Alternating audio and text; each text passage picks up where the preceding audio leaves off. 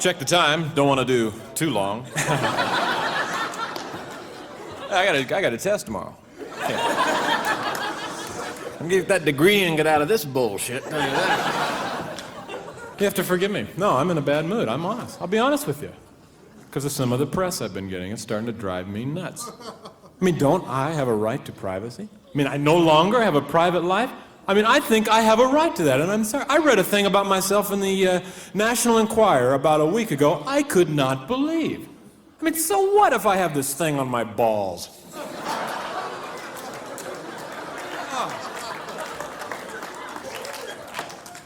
Okay, we're moving now, folks. Sorry, the show was a little late. The plane was late today. I was supposed to get here at noon, and I got here at 12:04. Kind of threw me off for the whole day. I had to rush to the hospital. I kind of a freak accident. I had to have my face removed from the inside of a drinking glass. So what happened? You know how you get a drink? Sometimes they put a swizzle stick in it, but you think it's a straw? Well, I sucked my face right inside the glass. The doctor said it wouldn't hurt to leave it on, but you could have it on or off. It didn't matter which. But I decided, hey, I'm in showbiz. I opted to take it off. You know? I don't know if you know this or not, we're recording some comedy jokes here tonight. And what we do is when we get this tape, we're going to take it to Warner Brothers and we're going to erase it.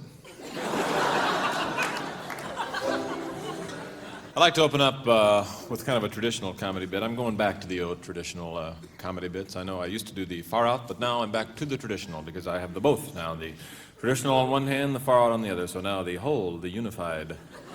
Because this appeals to everyone this way. This way you don't eliminate. And I think if you appeal to everyone, it's more money. And this is why. So I'm going to do a traditional comedy bit, the old sound effects routine. This is where I tell a little story and sort of make it come to life through the use of sound effects. Now this is done totally with my own voice. There's no gimmicks or anything like that. So here we go. If you close your eyes, I think you're going to be able to imagine that you're in a sleazy nightclub in San Francisco. So. Well, I woke up this morning and had a bowl of cornflakes.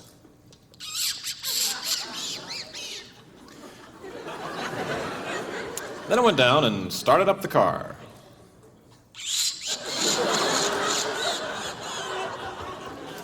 But fortunately, the atom bomb went off. I can make any sound. It's fantastic. Whoa. I'm feeling pretty good tonight because it's closing night and I'm gonna go home tomorrow, and I've realized now I'm going to be rich because not because of performing. I've got another thing. I've figured out a way to turn dog shit into gold. So if you've got that, you've got a good thing. So if you see me sniffing around your shoes, this is why. Because I'll be looking for the dog shit. It's gold to me. You know what I'm saying? I think you do. A lot of you people are saying, hey, this is Steve Martin, your real name. And finally, it's time I could admit it. It's not my real name. When I first started in show business, my manager suggested that I change my name because they thought the other name was funny sounding. And so I changed it to Steve Martin. And now I think enough time has gone by and the audience has gotten a little more sophisticated. And I'm going to go back and start using my real name. And I don't think people will laugh when they hear my real name is Gurn Blanston. I'll be doing a show this fall on TV, the Gurn Blanston Show. A couple albums coming out. The first one will be just Gurn. Second one, simply Gurn. Do a couple of movies, Gurn Goes to College. And doing some cassette tapes, Learn with Gurn, language things. So now I only answer to the name Gurn Blanston. This is the new thing for Gurn. Well, I don't need you. I know a lot of you people are sitting out there saying to yourselves, hey, Steve, which is a funny thing to say to yourself. But anyway, I know you're saying, Steve, you're a rambling guy. Is it? Is it tough on you traveling around from town to town, staying in a different hotel every night, not knowing anybody in these different towns? And I've kind of got a whole new thing worked out now. Like I came into San Francisco early this morning and bought a house. Met a cute gal, got married. We have a little baby, another one on the way. Tomorrow, wake up, have a home-cooked meal, sell the house, get a divorce, get on to the next town. This is what Steve is into now, so thank you. I know what you're saying. You're saying, hey, wait a minute. Steve's wearing loafers. No laces on his shoes. Born to be wild.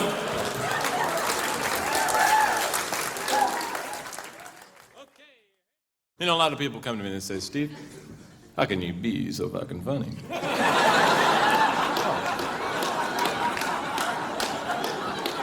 I'm not trying to brag, I'm not trying to be a big shot, but I have the gift that all the great comedians have, and I'm talking about the one element that is crucial to all delivery of comedy material.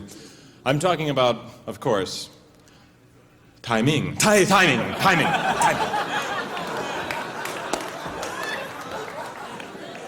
But I feel good tonight. I finally figured out my goals in life. And this is the important thing. This is what I have done. See, the important thing in knowing your goals is not to set some big, impossible goal that you can never reach. You got to have a series of smaller goals that you can accomplish and get the reward and move on to the next one. And this is what I've done. My goal now, I want to be the all-being master of time, space, and dimension. Then I want to go to Europe. Some people don't like me because I'm an individual. Pardonnez-moi!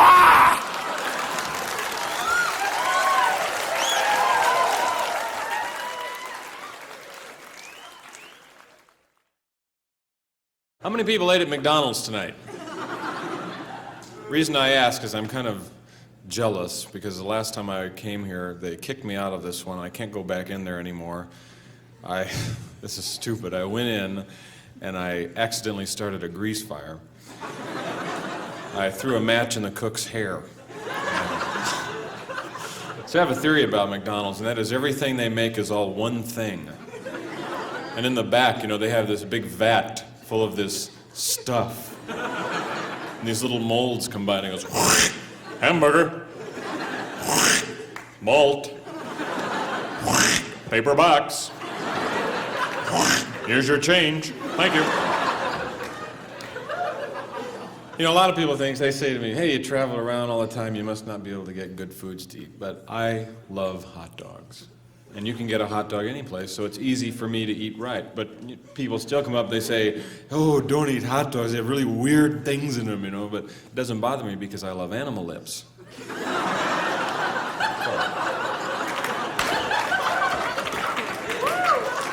And I guess rat feces is one about my favorite things, I guess.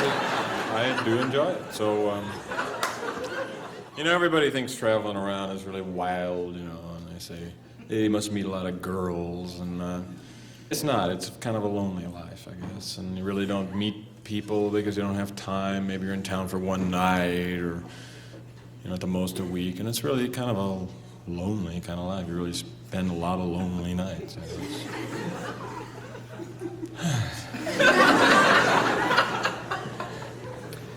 And what happens is, you know, you don't meet many girls, and pretty soon, you know, you start,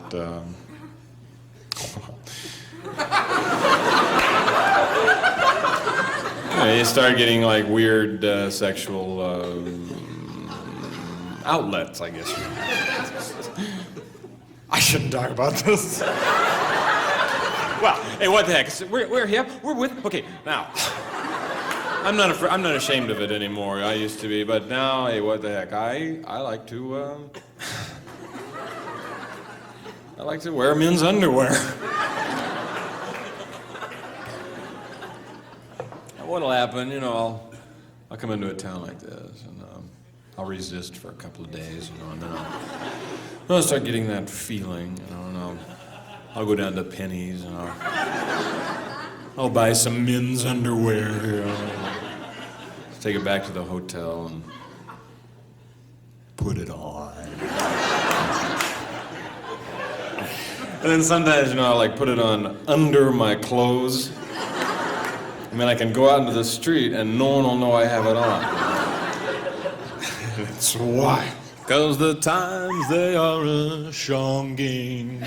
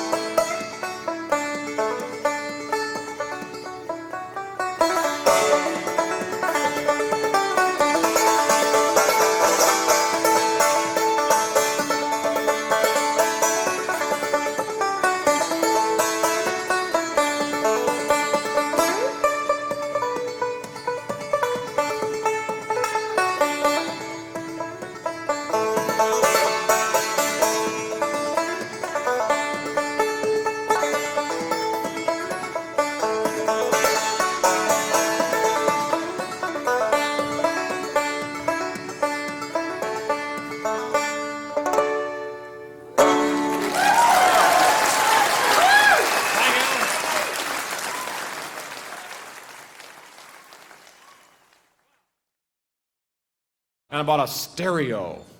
Wow, it's 2 speakers. Ooh. It's wild. I got it about a month ago, and let me start this over. I'll never do it now. This is the one bit we want it bad.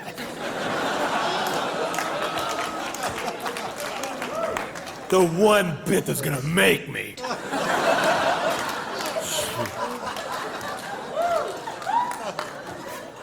Oh yeah, anyway, bought a stereo. Okay. So anyway, I get this stereo, and I have about a month I had it, and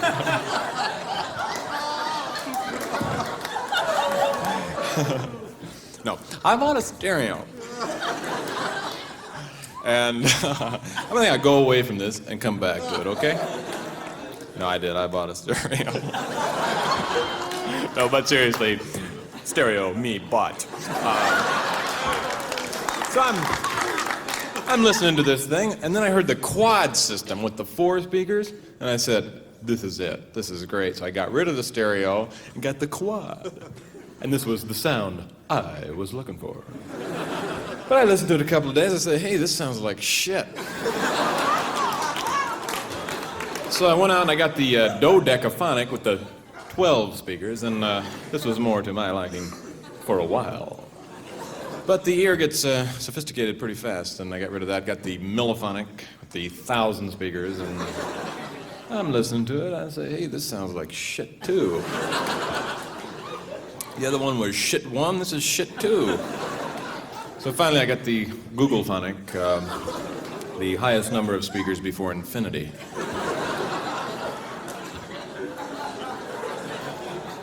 It sounds like shit. So I said, hey, maybe it's a needle.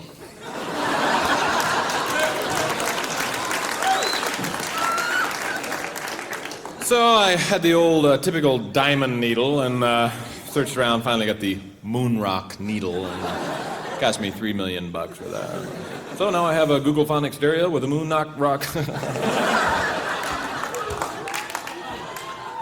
Beginning again. So now I have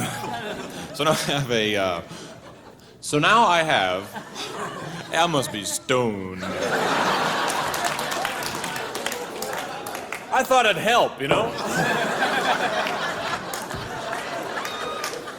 Excuse me. So now I have a Googlephonics stereo with a moon rock needle. It's okay for a car stereo. Wouldn't want it in my house. But. Okay, I'm gonna do the whole thing over, all right? What else we got?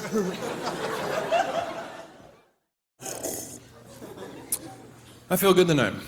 I really do. I finally got something I always wanted, and that's important. It really is. I finally got some hostages. Well, you see so many people with hostages nowadays, and you say, hey, I'd like some too. So I've got 3 of them. They're really nice people. We're getting along great. They're tied in a sack outside at the top of the flagpole, and I'm gonna blow them up at midnight too. Unless, of course, I get my 3 demands. $100,000 in cash, getaway car, and I want the letter M stricken from the English language. So you have to make one crazy demand. That way, if you get caught, you can plead insanity. I don't know what I'll do. Getaway car.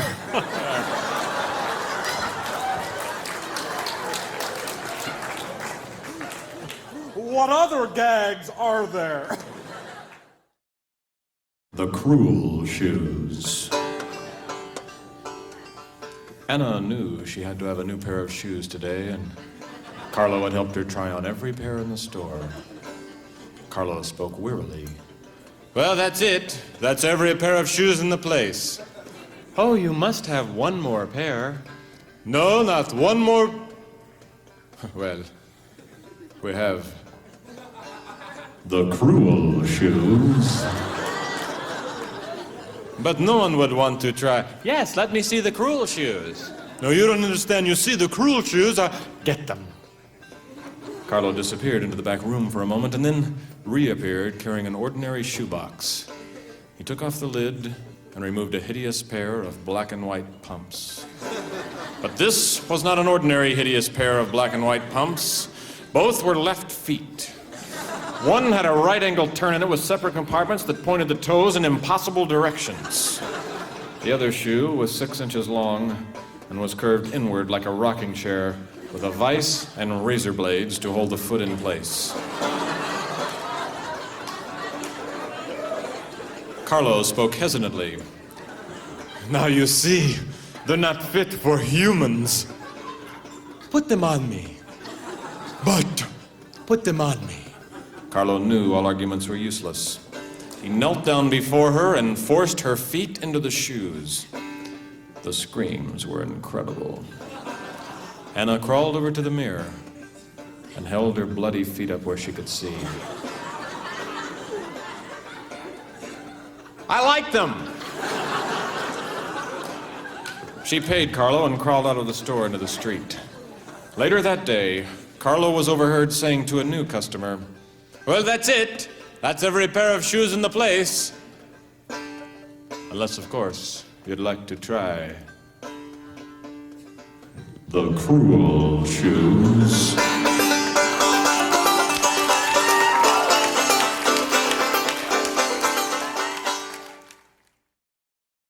Yeah, I think it's going to be fun tonight. I think tonight's going to be the night for me.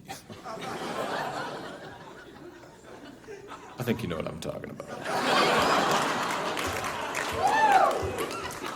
That's a myth about entertainers. They always think you meet a lot of girls on the road, and it's not true, because you come into town for like one night, you don't have time to get to know anybody, and I'm not into that one night thing. I think a person should get to know someone and even be in love with them before you use and degrade them.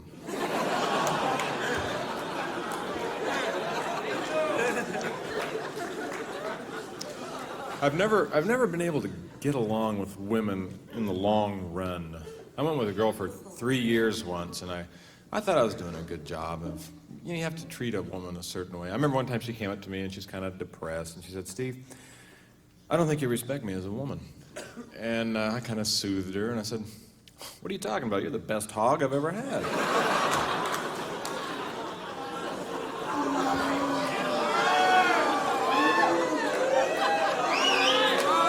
Oh, wait a second. Hey, comedy is not pretty.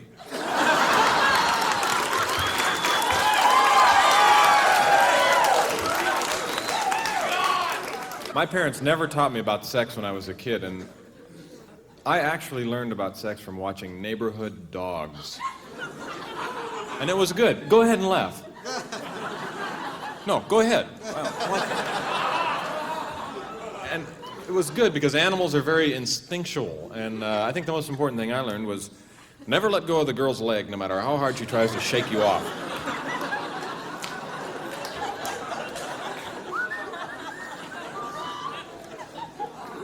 Okay, I did that. I'm into older women now. I'm tired of young girls, you know? It's always, "Let's go camping." So I'm dating an 83-year-old now. And, boy, the things she knows, huh? And, something this is really weird. I like getting older. I have a birthday this month. And I really do enjoy getting older. I thought I wouldn't, but life is easier as you get older because you become prejudiced. Because you've dealt with things, not against race or anything, but just against things. Because you've dealt with them before and you know it's going to be boring and you just close the doors. And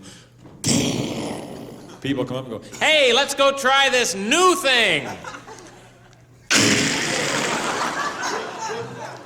Sorry, we're closed.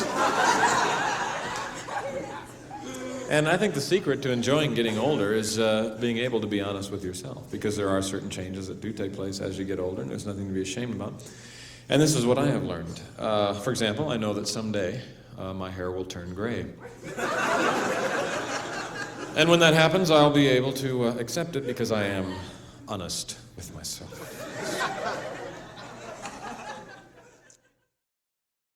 This is just water I have up here. I don't really, need a drink for my voice or anything like that, but it kind of helps me look cool. I think, you know what I mean. See, this is the way I meet girls, by being cool. I've always had this problem with girls, and that is, and I'm sure everybody has this with members of the opposite sex. In this case, it'd be a girl.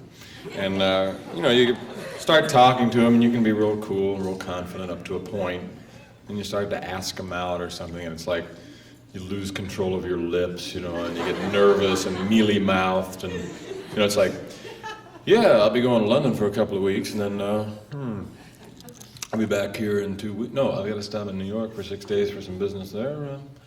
I'll be back here in about 3 weeks, and listen, when I get back, I was wondering if maybe you might want to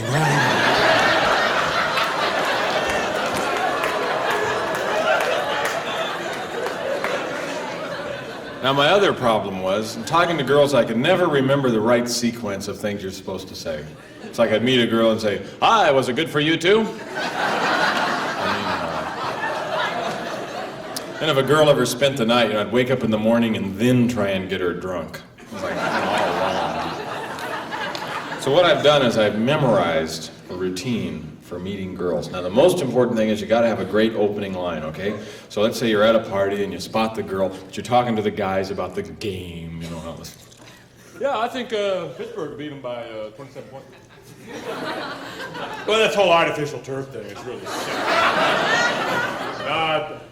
Buffalo beat Miami! You're sick! You are sick!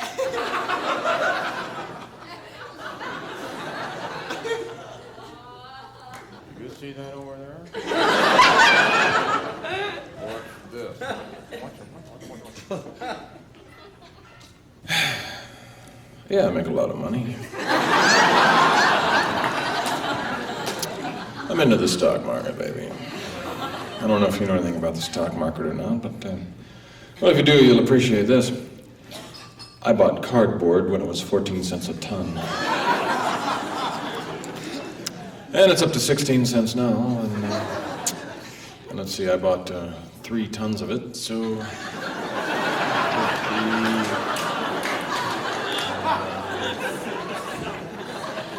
Well, you figure it out, I don't know. When I bought it, I made a special deal where I only have to keep 2 tons of it at my house.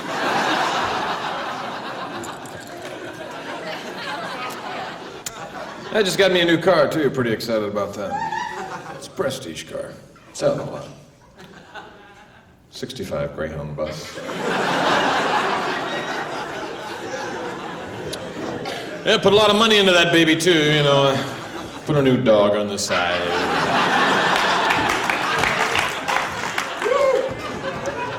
You know you can get up to 30 tons of luggage in one of those things?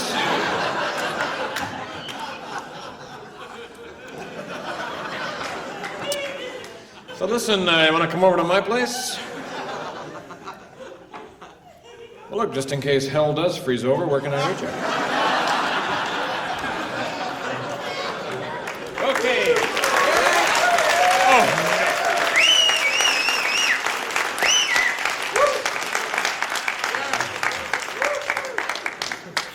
You people are sick. Oh, I know what you're saying. I know what you're thinking, don't worry. You're saying, hey, oh sure, he's funny, but he's a rubberhead. Oh, sure, you say, oh, it's okay to come watch them perform, but I wouldn't want one living in my neighborhood, don't you? Don't you? You probably believe that old prejudice that all rubberheads throw fish. Well, I'm sorry, that's the old thing. That's not true at all. I know what you want. You want to call me a rubberhead, don't you? Well, go ahead then. Go ahead, call me a rubberhead.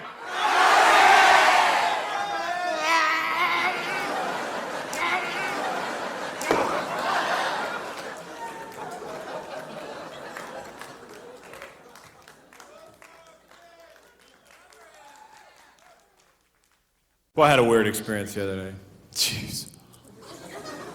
No, see, Jackie Onassis has always been one of my favorite people. I've always wanted to meet her, always idolized her from afar, but, you know, fat chance I'm going to meet Jackie Onassis, right? Well, I was in a laundromat in Tucson, Arizona. And I looked over, and there she was, Jackie Onassis, my idol, and I couldn't believe it. I got my courage up, and I went up to her and I said, hey, how's it going? And she was kind of impressed, so we started talking, and I got my courage up, and I asked her out for lunch, and I couldn't believe it. She accepted. So I took her to the best restaurant I could find, and I was so proud to be with Jackie Onassis, the most sophisticated woman in the world. And the waiter brought the food, and she was a pig. Unbelievable. She wouldn't use a knife and fork, she'd just bob like those ducks, you know.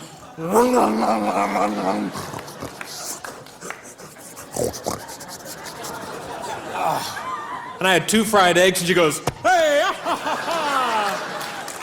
And she thought it was funny. The waiter had come by and just left up her dress. Woohoo! What a letdown. You want to hear something else? A little more Hollywood stuff? Farrah Fawcett Majors is so conceited. She has never called me once. And after the hours I spent holding up her poster with one hand.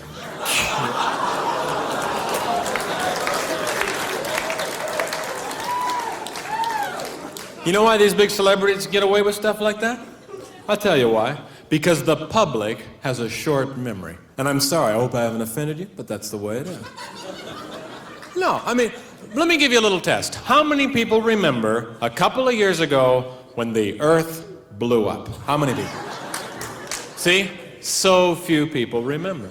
And you would think something like that people would remember, but no.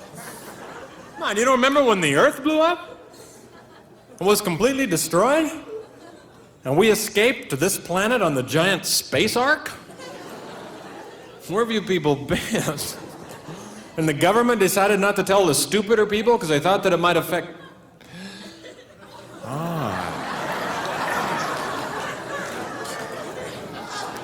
Okay. How we doing on time, huh? Ah! Wait a minute. What's this?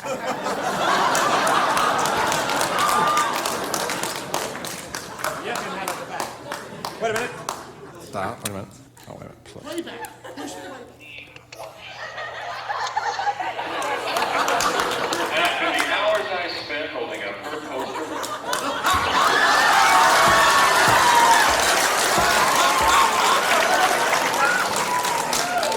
That's you laughing. Listen. Big celebrities get away with stuff like that? I'll tell you why. Because the public has a short. I'm sorry. This guy is so good. Really is.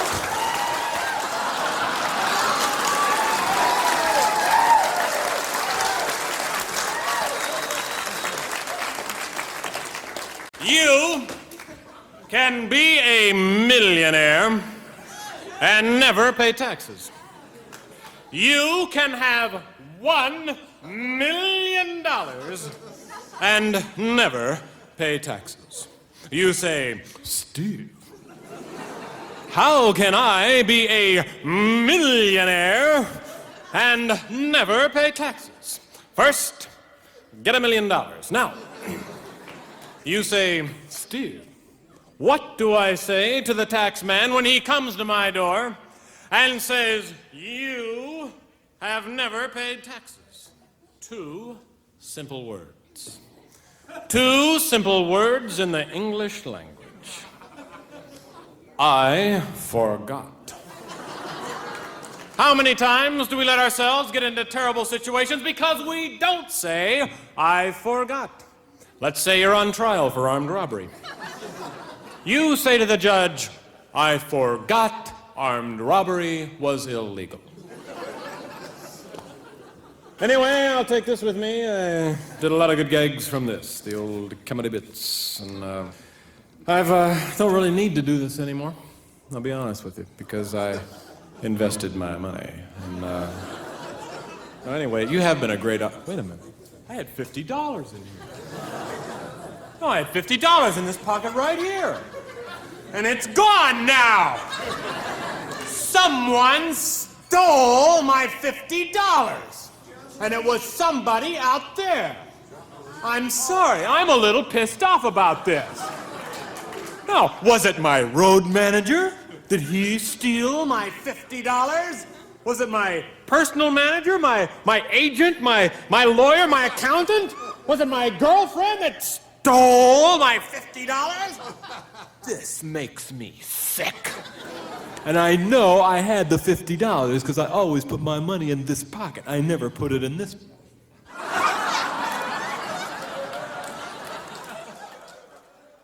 Well, thanks a lot for coming, and I'm going to say goodnight now, and please, I'm going to say something. You know, I started out here at the boarding house, and I don't like to get corny or sentimental, but I'd like to say something that is not part of my show. This is not something I say every night. As a matter of fact, this is the first time I've ever said this. Mongo, moko woko, yakataka wana, hajasakata. Thank you very much. Good night. Thank you.